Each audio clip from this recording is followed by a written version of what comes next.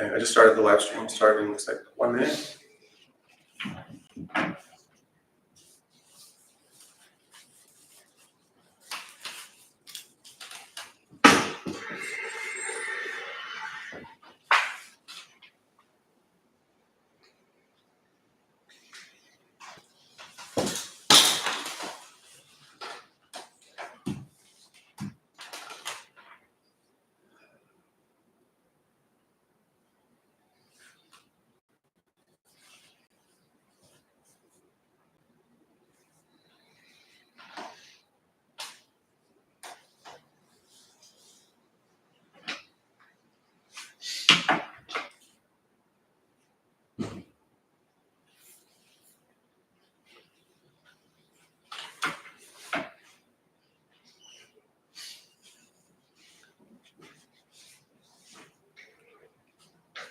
Okay, my name is Dan. Go ahead, come in. This is going to be a class on Shamatha meditation in the Tibetan Buddhist tradition. So it's going to be 8 weeks. Each week we're going to do a different meditation technique. Welcome everyone on YouTube. If you're watching virtually, you can type your questions in at any time. I'll have specified question answer times throughout the class, and I'll just get to your questions during those times. Thank you guys for being here, and thanks for being willing to try something new and explore these practices. So I don't know if you've heard of the term shamatha before, but it literally just means calm abiding. Sham means calm, and ta means to abide. Come together, get calm abiding. It's both a noun. It characterizes the state you're trying to get to, deep meditation, a deep meditative state. But it's not just sitting there chilling out. It also implies a state of samadhi, which, if you're familiar with that term, basically just means concentration. So you're calm and you're concentrated at the same time. So samadhi is sam, which means together, coming together, or a union, and da, which is a verb, which means to hold or possess. So D is just the verb form. So you're holding something together. So that's why a lot of times there's samadhi is single point of concentration, because you're bringing concentration to one point. So with the exception of the first meditation, all of these will have a focus point for your attention.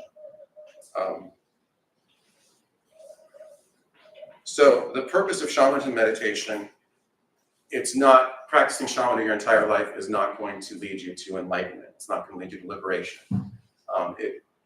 The idea is typically first we practice shamatha to get our minds pliable, serviceable, in good shape. It's kind of like the workout. Then later, at some later point, you practice vipassana, which is when you're actually applying the Buddhist teachings with your shamatha trained mind. You apply the Buddhist teachings, and then that is the stage where you get to enlightenment. So because of that, a lot of people, I've heard that even in Tibet, a lot of the monks, they, and I think probably in the West, it's probably even worse. People don't want to do shamatha, or they give it a month, and then they say, okay, I want to do vipassana, because they want the enlightenment. They want the practice that leads to enlightenment. So it's important, if you're going to do anything, it's important. If you're going to do any new sport or any new thing, it's important to have the body you need to succeed. And so with shamatha practice, you're building the mind that you need to succeed at other Buddhist practices. So the focus of this class will only be shamatha meditation. After the 8 weeks, it's possible that we do vipassana, but again, really before vipassana is started, there should be a solid foundation of shamatha. So if this class goes well, we might decide to do some more shamatha practice. We'll have to see how it goes. So shamatha meditation is to develop the state of shamatha, which is kind of synonymous with the first jhana, if anyone's ever heard of that, or samadhi. And, if you're familiar with the 3 trainings, in Buddhism, the 3 trainings are morality, concentration, and wisdom. Shamatha corresponds to developing concentration. Vipassana corresponds to developing wisdom. And Sorry, I'll try to get through this intro material. I don't want to bore you guys. So even without Vipassana, Shamatha has benefits. The most this week is not a Shamatha practice, so I'll do a broader introduction to Shamatha next week. But I want to say the most practical benefit of doing Shamatha meditation is, right, if maybe you're in a point right now where your mind is like a wild horse and it's dragging around by a rope. This practice will help you learn how to tame that horse and ride that horse so that you're in control of your mind and not your mind dragging you around. So today, like I said, we're doing a preliminary meditation that we'll use in every class, but it's not a shamatha meditation. But before we get started, I'm curious, raise your hand if you're brand new to meditation. Nobody. And if you have an existing daily meditation practice, and it's okay if it's not every single day, but just in general, okay. And then if you're interested, if you don't have a daily meditation practice and you're interested in establishing one, anyone? Thank you. And then anybody didn't raise their hand for any of that? Anybody still didn't raise their hand? Okay. Okay, so.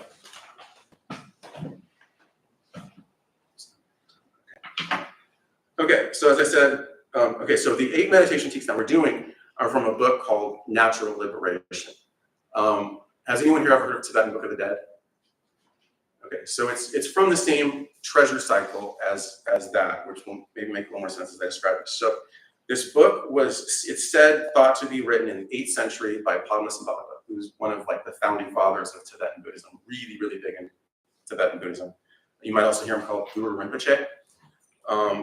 So he hid this book along with a bunch of other books because, for one, he wasn't sure that the generation that he was teaching to was ready for these teachings, and then also there was persecution of Buddhism by a new Tibetan king took over. He was kind of persecuting Tibetan Buddhism. So these teachings were hidden, and then 600 years later, in the 14th century, a little 15-year-old boy named Karmalingpa is said to have discovered these at the top of a mountain, Mount Gompador in Tibet.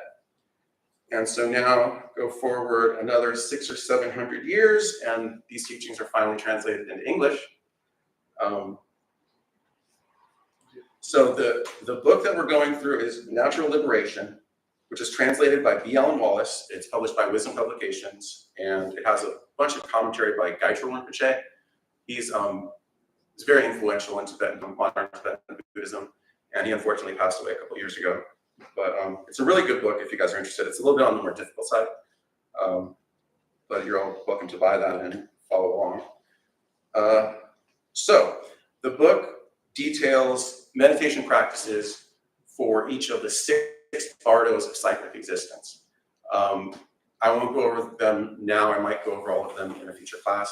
But for example, one of the bardos is being asleep. One of the bardos is dying. One of the bardos is being reborn. One of the bardos is being alive. So if any of you in this class who aren't currently asleep and are alive, right now you're in the bardo of living. So the first chapter in the book goes over the bardo of living. And that chapter is split into first half shamatha, second half vipassana. Of the shamatha meditations, the first one is a non-meditation practice called resting the body, speech, and mind in their natural state. So basically, that means you're doing nothing intentionally. I don't know if you guys are maybe familiar with the 3 doors in Buddhism of actions, body, speech, and mind. So what you think, what you say, and what you do. In fact, they've got all the shirts printed in the Buddha for You. Think good thoughts, do good deeds. Good thoughts, do good deeds, speak good words. So in this practice, you do nothing with the doors of body, speech, and mind intentionally. So you don't move, you don't talk, you don't think. So basically, we're going to spend the rest of this class learning how to do nothing. And we'll discuss the benefits of this practice as we go. And it's a little harder because doing nothing is not the same as doing nothing in particular. It's a very specific way to do nothing. So,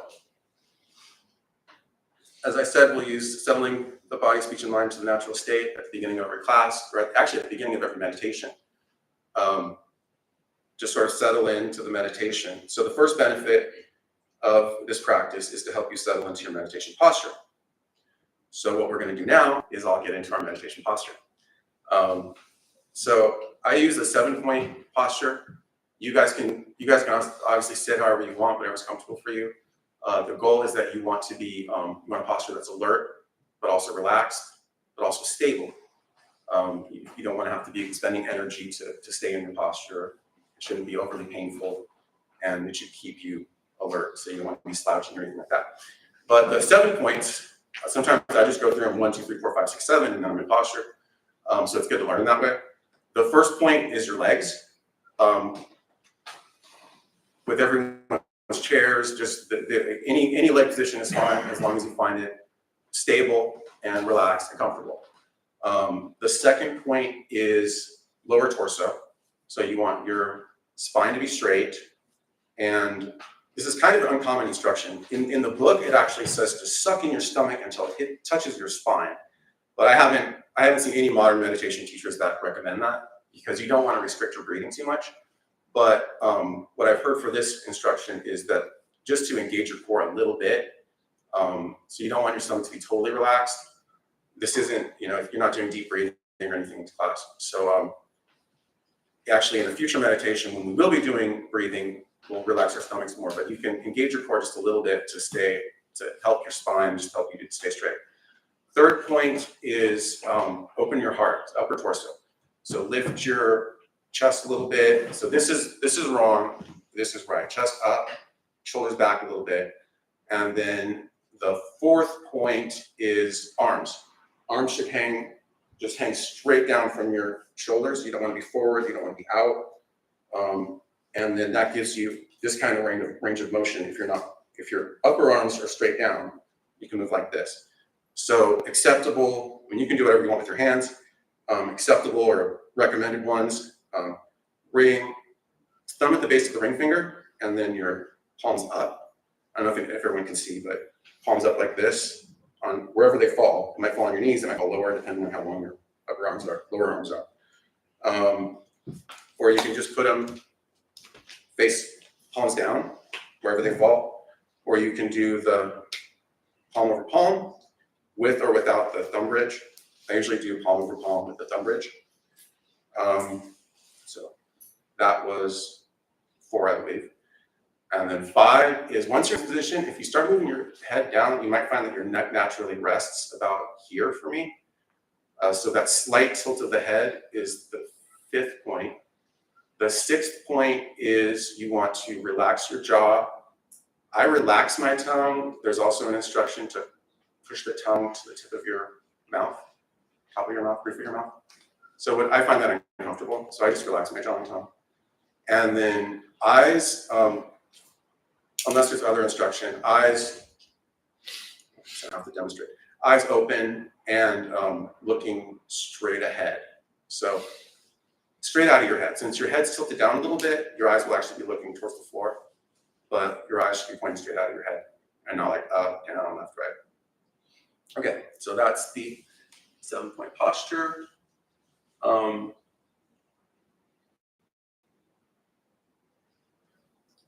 Okay, so to rest we're going to start with just resting our body in the natural state. Then we'll do speech and mind later.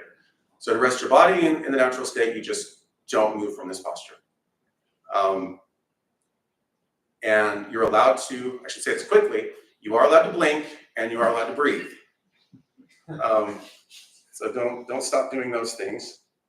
Other than that, don't move intentionally.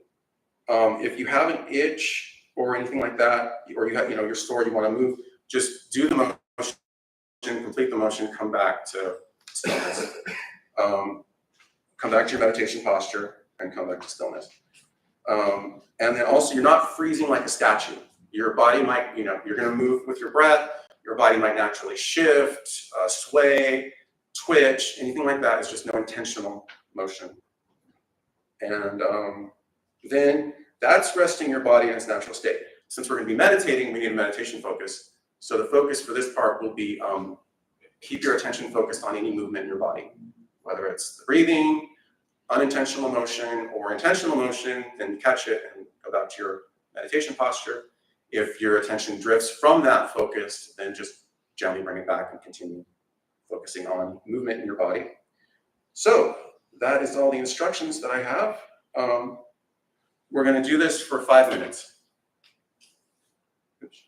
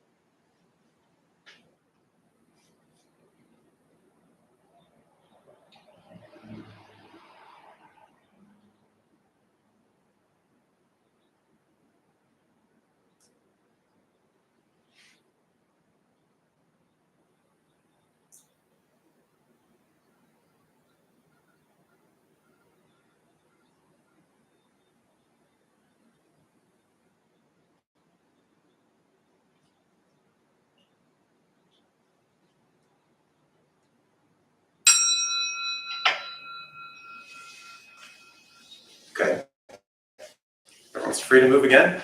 It looked like it went really well. Does anyone have any issues or anything they want to share? Yes. Just wondering, I've been taught to close my eyes. Is there a reason for either? It's the instruction that it says in the book. Meditating with your eyes open can be helpful because it's more in line with, if you're trying to bring your meditative state into your actual life, meditating with your eyes open kind of helps bridge that gap. It's perfectly acceptable to meditate with your eyes closed. Some of the meditations that we do, like next week's meditation, will actually be looking at physical objects. So you're gonna have to do that one with your eyes open. There will also be meditations where we're gonna be imagining things, and we're gonna do that with our eyes closed. So it does kind of depend on the situation.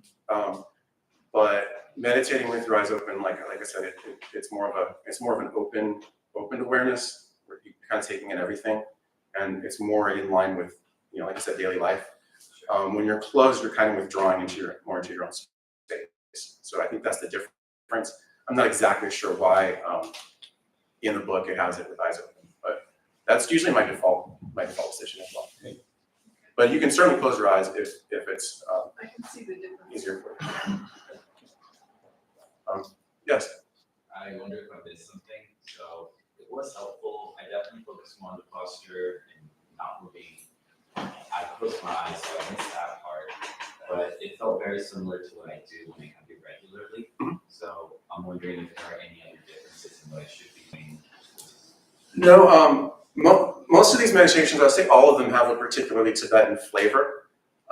This week, the meditations that we do now might remind you quite a bit of the meditations that you do here. Some of the differences will be subtle, but yeah, it is kind of similar to Zen meditation and stuff like that. So you're not missing something if it seems very similar. Thank you. Yes. I had recent brain surgery, and this is going to work for me. I'm sorry. I had recent brain surgery, Huh? and my mind just can't go there. Okay. Okay. Well, thanks for giving it a try.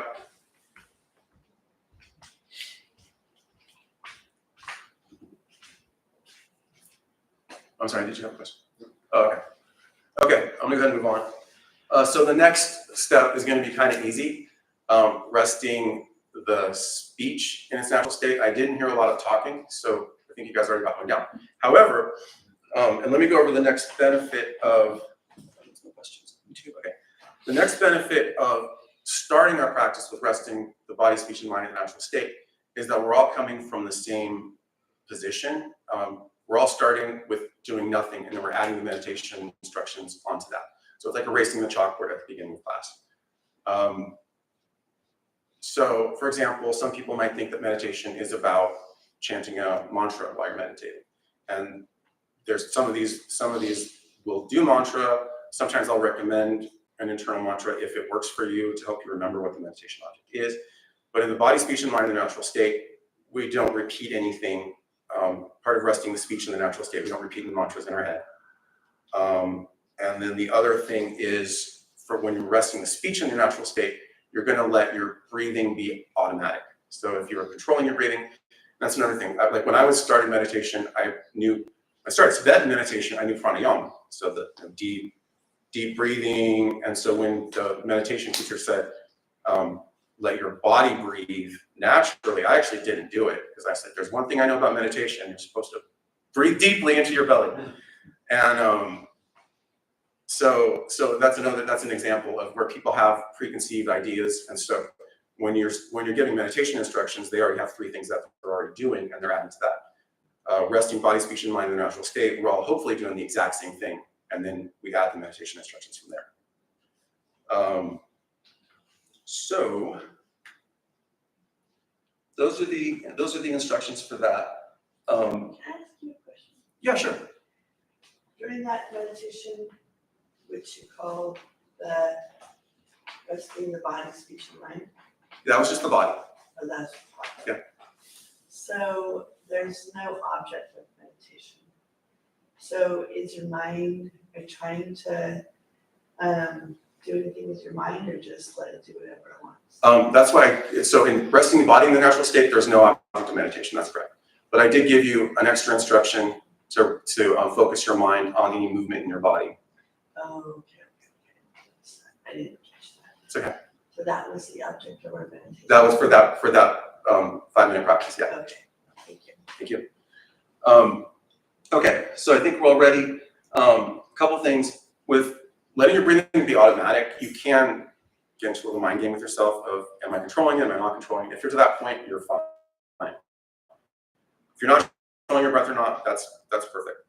And then the focus of meditation for this part will be on any sound. If you can't hear your breath, just listen for your breath. It's okay to just rest your attention on the silence, but you might hear the sound of your own breath. And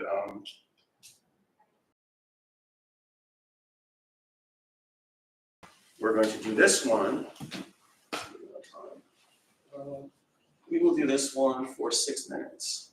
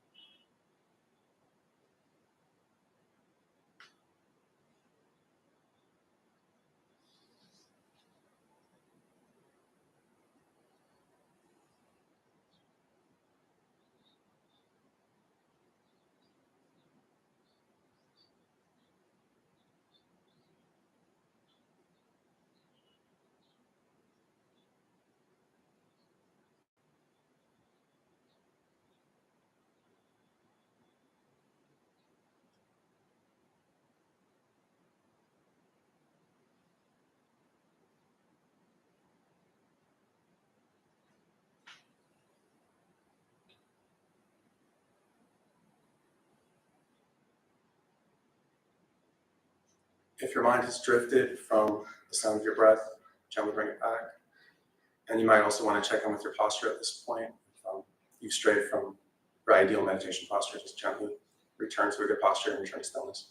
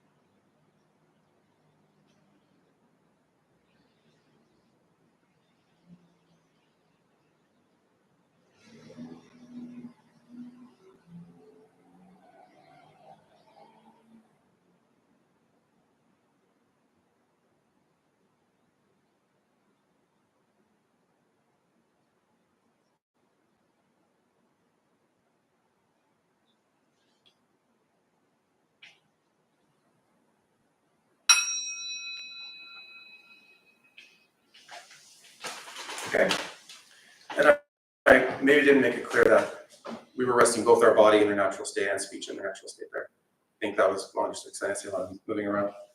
But I should have made that more clear. For time, I'm going to skip questions on that one in case anyone's like really lost or confused or is anything pressing.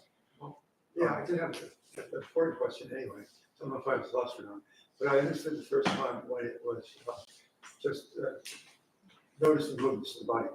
I heard you, the first time you said it, just referred to it, I thought I heard you say noticing, but that just didn't when I filled in. Then when you later spoke of it, you said focusing, as you said on this time, focusing on the breath as opposed to just noticing. And there's a huge difference in, linguistic, semantically, there can be, depending on how you understand it, between the two. If noticing, then we're talking about open awareness. For now, I want to figure out whether we're doing more of shikantaza and like open awareness with that, or is it actually focusing, which is you're doing a different activity of focusing, so it is like rising, apart from other experience, getting that kind of focus. Okay. Well, first, thank you for keeping me honest on using imprecise language. In this class, there's a faculty of a mental faculty called attention. So you can place your attention on something. So if I'm saying notice, focus, it's just taking your attention and placing it on the object that I've specified. Okay. So whether it's, and maybe I use the term it's a little bit differently because it's a broader, it's a movements of the body is a broader, it's a domain of awareness, whereas the sound of the breath maybe is a little bit more specific. But yeah, you're taking your attention and you're placing it on something, and you're trying to keep it on that. So not just noticing, but which is a way of awareness. They're using awareness the same way. Okay, that's the sort of thing we're being aware of, as opposed to defining and focus on, or more like awareness as opposed to focus. Okay, so I would say then the way you're defining it, I would say focus each time. Okay. Thank you. Okay, so okay, so now we're going to do body, speech, and mind in their natural state, but this is going to be in two parts. So this first week we're really breaking it down to make sure that there's no confusion, because it is, when we get to the full body, speech, and mind in the natural state, it is easy to get lost and misunderstand. This can be a really powerful practice. The whole thing together can be a powerful practice if it's done right. So this time, and you might be getting the pattern by now, but we'll be doing no intentional thinking in addition to everything we've done before. So that includes the internal monologue, talking to yourself, basically, sometimes internal dialogue, and then any imagination, trying pictures, anything like that. Any intentional activity of your mind, you won't be. Now, of course, you're still going to have thoughts and there'll be plenty of activity in your mind. So the meditation focus will be on the space of your mind. So that internal space where thoughts appear and memories appear and all that, that's going to be the focus of our meditation. And as an analogy here, it's sort of like if you're a preschool teacher and there's kids running around everywhere, and one of them's trying to eat paste, and one of them's running with scissors, and one of them's climbing on the furniture. You want to jump in and don't eat that, don't do that, be careful. You're backing away and just observing what's going on in your head, just like the preschool teacher is just exhausted and she's just gonna plop down and watch, but not get involved. So I think that's pretty clear. Another thing to think of is keeping some space between what's in your head, and so you're the observer of what's going on in your head, and you're keeping some space between what's going on in your mind and you are backing away from it a little bit, not getting caught up in it. So we will do this for time. Yeah, we have time. We'll do this for 9 minutes. With our eyes open?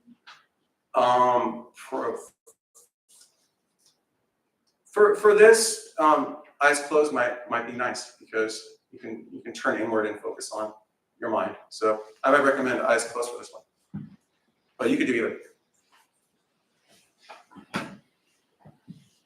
Here we go.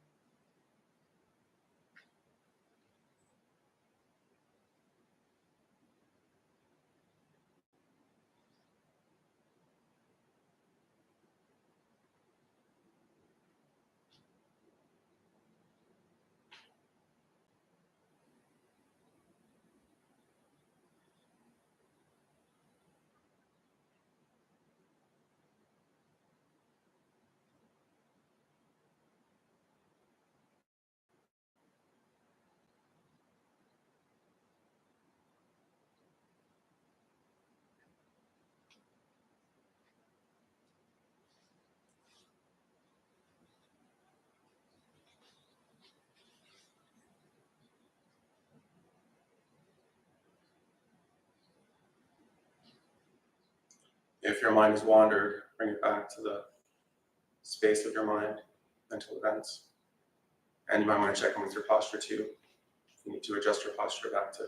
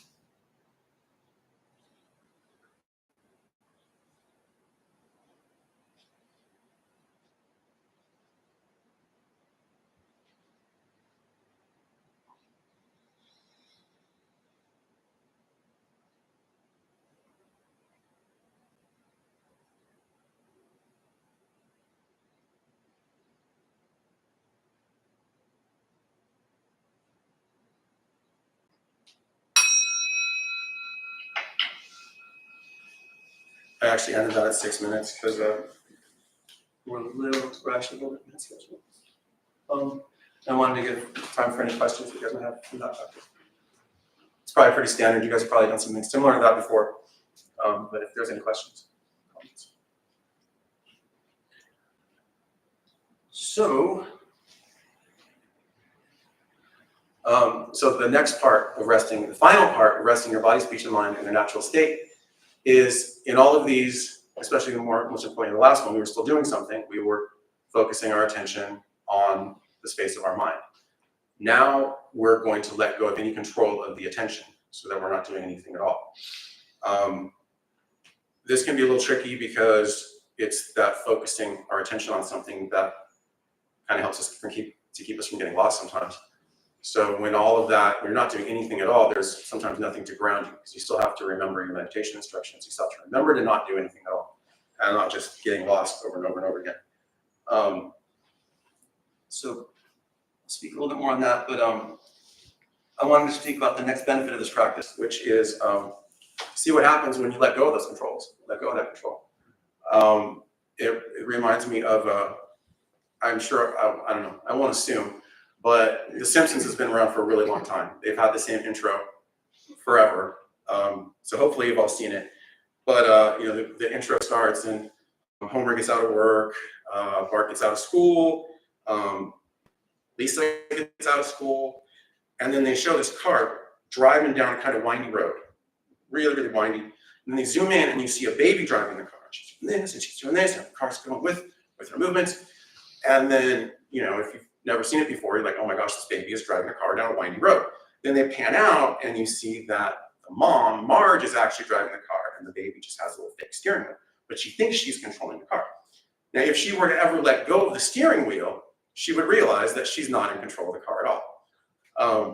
So that's why sometimes it's kind of interesting to let go of control and see what your mind does when you're not controlling it, and whether you're really in as much control as you sometimes might think.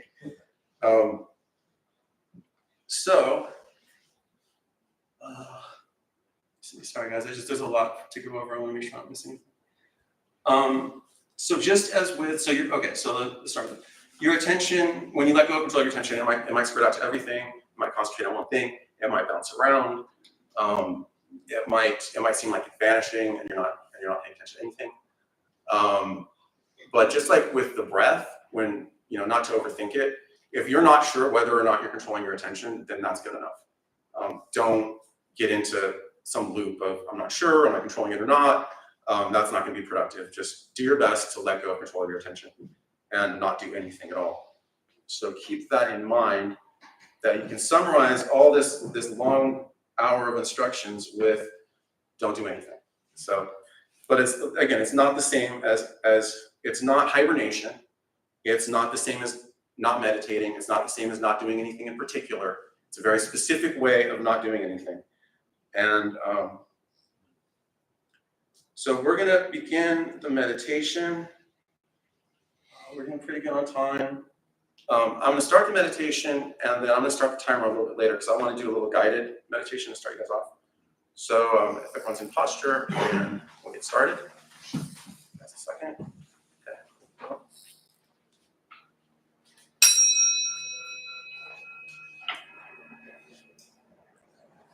So we're resting the body, speech, and mind in their natural state. So let your body be still. Let your breathing be natural and uncontrolled. Let your mind be still and release any control of your attention.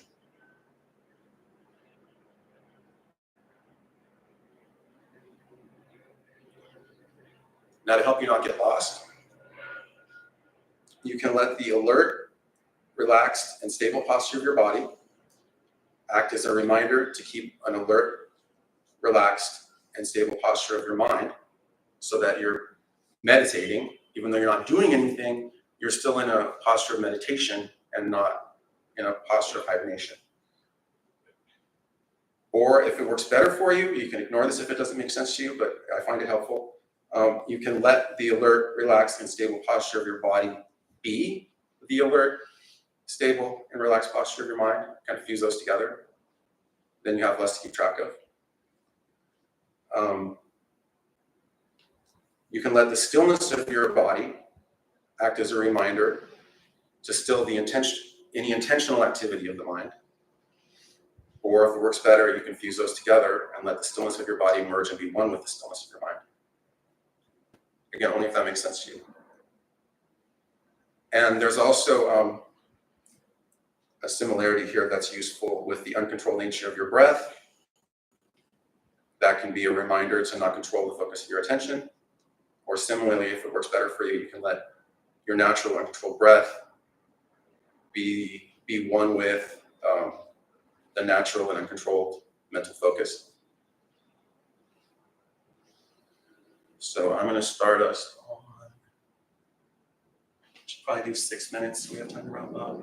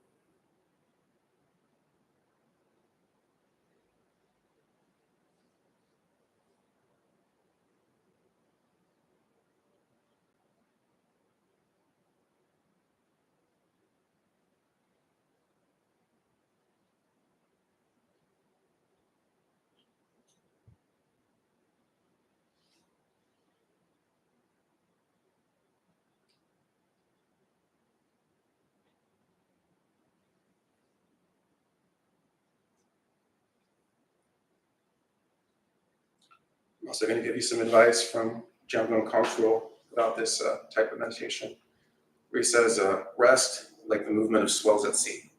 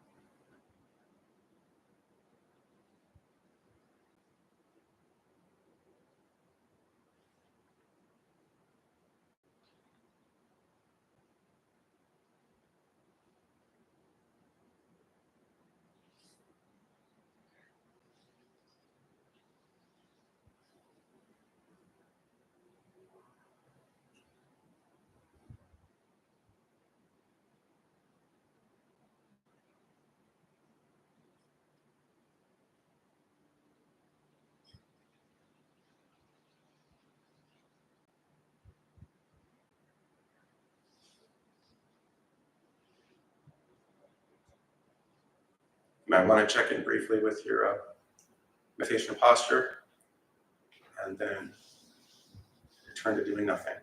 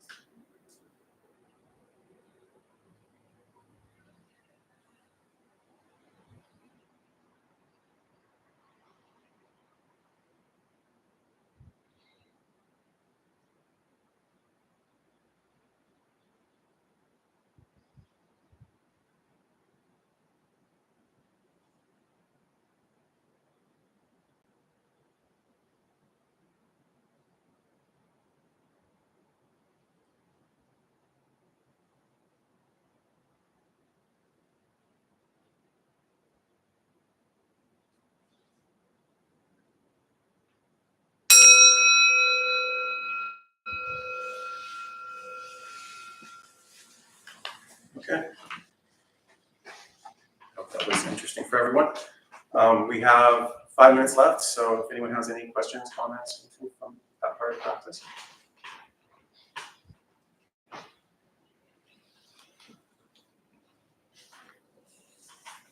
Anyone find it particularly useful? Oh, sit down, go. Yeah, well, as you may know, I'm always trying to translate, semantics, things can be different to different people. depending on- Absolutely, yeah. That's one of the big challenges of Buddhism in general. Well, yeah, now this, the way I approach this is sitting with whatever it is, which is what is my reminder as to where to be when I'm doing Sheik and Taza with open awareness, just letting it come, whatever. And then I don't keep doing that all the time, but it's that reminder of, oh, that's the space, sitting with whatever it is. Whatever comes in, that's doing nothing, that's essentially doing nothing. Does that fit with what that practice was supposed to be, that meditation? Yeah, I think what you described is right on. Yeah. I think the key point is if you're not controlling your attention, and your attention is just going wherever. So it's very similar to open awareness, choiceless awareness, those kind of practices. But there is that piece of. I would think that. maybe one difference is that this is even the practice might be exactly the same. But this is meant to be more of a restful. It's coming into it with maybe more of a resting, and not trying to observe as much. But it's a very, very slight little difference. Thank you. Anyone else? Yes. I always struggle with falling asleep, but I just keep working with that, but do you have any tips? Yes. In future classes, we'll get to that. Were your eyes open? You started off open. That's where you're gonna lose the battle. Is if you let your eyes close. If you're struggling to stay awake, the best thing you can do is keep your eyes open. There's this Tibetan trick. I haven't had a lot of success with it, but they say raise your gaze. So with your eyes open, look up like towards the ceiling. And that, for me, it just kind of hurts my eyes. So maybe that helps me stay awake because there's a little bit of pain. But that might work for you. But yeah, if you're sleepy and those eyes go closed, that you've already lost the battle. But on 2 weeks from now, we'll be talking about lethargy and laxity and ways to overcome it. Thank you. Anyone else?